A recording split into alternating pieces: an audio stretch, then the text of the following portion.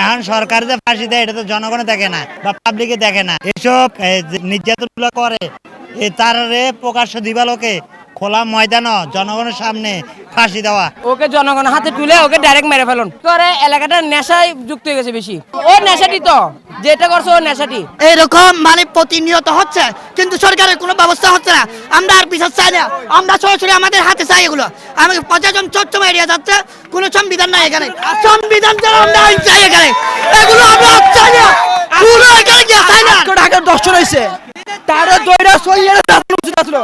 আমাদের পুলিশের কাছে বিচার দিলে পুলিশের হাতে তুলে দিলে পুলিশের কি টাকা খায় ছাড়ে দেয়। প্রতিবাদ এটাই বিচার, যে নির্যাতন করছে ওকে ফাঁসি দিবেন, জনগণের সামনে দশে দেখবে, পাবলিকে দেখবে, বিচার চাইবে, ফাঁসি দিলে সবাই খুশি হবে।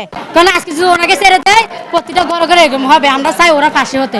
আজকে একজন মারছে, কালকে আমারে মারবো, আমাদের সামনে ফাঁসি দিতে হবে। আমরা নিজের চোখে দেখতে চাই।